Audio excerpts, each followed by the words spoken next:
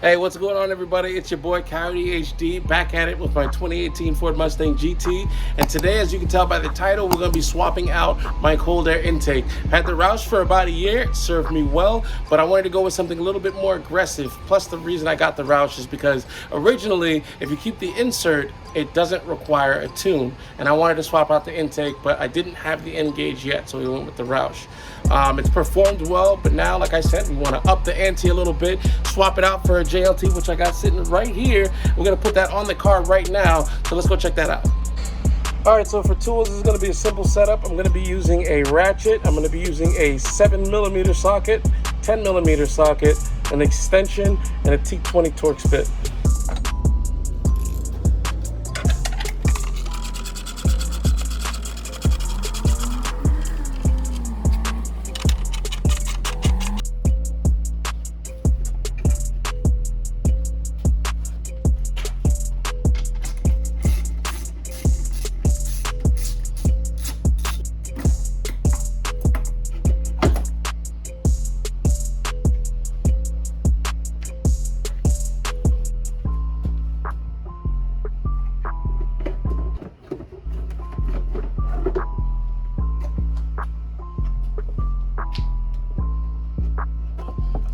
I got that off. I'm going to take off the mass airflow sensor right here, and we'll get back to it.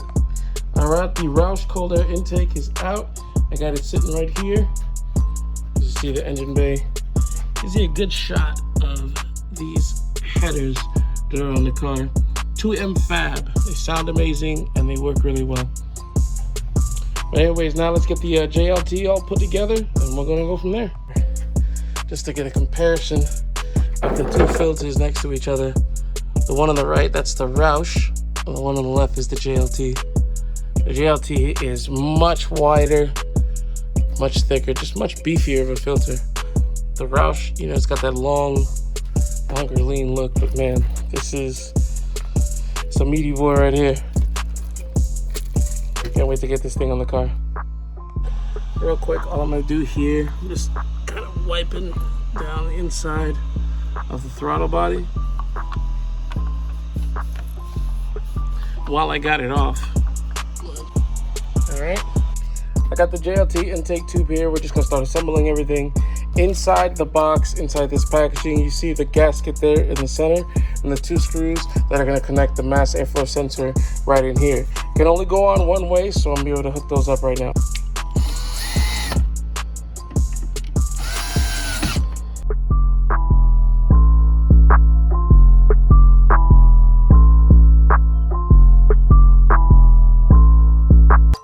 All right, JLT is on. I'm getting big horsepower vibes from this thing right here as compared to the Roush, but time will tell. That'll be a dyno video coming in the very near future. But this install video is all wrapped up. I hope you guys did enjoy. Quick tip, make sure that all your connections are nice and tight. Make sure everything is snug down. Make sure your math is real snug down. We don't have any air leaking anywhere. Make sure you're fully seated on the throttle body, and you don't have any opportunities for air to leak out, because it's really going to mess with the revision process.